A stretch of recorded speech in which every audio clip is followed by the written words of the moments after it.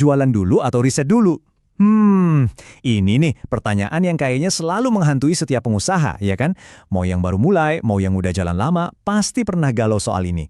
Dan jawaban kamu, itu bisa benar-benar jadi penentu nasib bisnismu ke depan.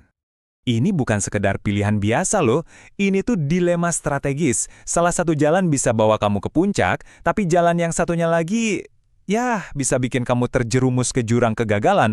Serius. Dan percaya deh, perdebatan soal ini tuh sepanas milih antara nasi goreng dan mie goreng.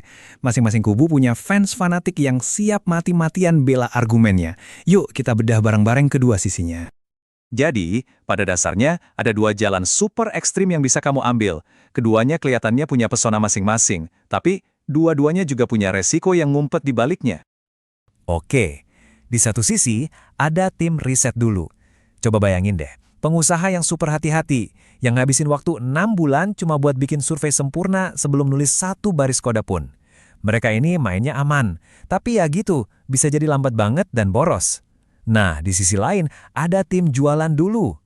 Mereka ini tipenya petualang sejati. Bikin produk, langsung lempar ke pasar. Mereka dapat feedback super cepat, tapi risikonya ya siap-siap aja dompet menjerit kalau ternyata nggak ada yang beli. Nah ini dia nih, bahayanya kalau kita terlalu fokus sama riset. Kebanyakan mikir, kebanyakan analisis, ujung-ujungnya malah jadi lumpuh analisis. Kamu sibuk banget nyiapin umpan, kail, sama senar yang paling sempurna, nggak sadar kalau ikannya udah pada pindah kolam. Kesempatan emasnya lewat begitu aja. Terus gimana sama tim jualan dulu? Nah, ini gambarannya. Emang sih kedengarannya seru ya langsung terjun bebas ke pasar, tapi kalau tanpa persiapan, tanpa cek tali pengamannya dulu, lompatan itu bisa jadi lompatan terakhir. Risiko ruginya itu nyata banget dan bisa bikin ngeri loh. Jadi, kalau yang satu terlalu hati-hati dan yang satunya lagi nekat abis, terus solusinya gimana dong? Nah, disinilah kita kenalan sama yang namanya Jalan Ninja untuk UMKM, sebuah pendekatan hybrid yang cerdas, praktis, dan ngambil yang terbaik dari kedua dunia tadi. Jalan Ninja ini kuncinya adalah siklus yang cepat dan cerdas. Pertama, bicara.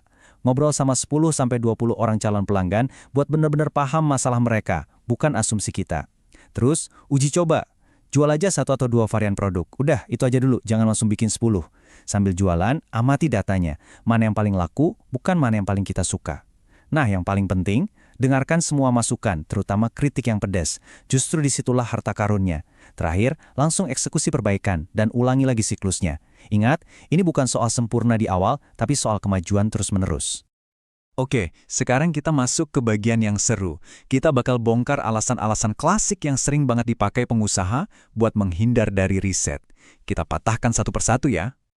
Nah, ini dia alasan nomor 1, sang juara bertahan. Banyak banget yang mikir kalau riset itu harus sewa konsultan mahal, bikin survei yang ribet, dan butuh biaya besar. Kenyataannya, riset untuk UMKM itu nggak harus mahal loh. Beneran deh. Cukup modal traktir es teh buat ngobrol santai sama beberapa calon pelanggan. Ini bukan tentang statistik yang rumit, ini tentang percakapan yang tulus untuk dapat insight. Alasan kedua yang nggak kalah populer, waduh, riset kelamaan, saya harus jualan sekarang juga, biar dapur ngebul. Kecepatan seringkali jadi dewa, ya kan? Tapi, coba deh pikirin gini. Beberapa jam yang kamu luangkan untuk riset sekarang, itu bisa menyelamatkan kamu dari kerja sia-sia berbulan-bulan nanti. Ini kayak meluangkan 10 menit buat lihat peta sebelum mulai perjalanan jauh. Itu bukan menunda, tapi investasi paling cerdas biar kamu pasti sampai tujuan. Ini dia, jebakan kepercayaan diri yang berlebihan. Merasa produk kita itu paling inovatif, paling unik, dan semua orang di dunia ini pasti bakal ngantri buat beli.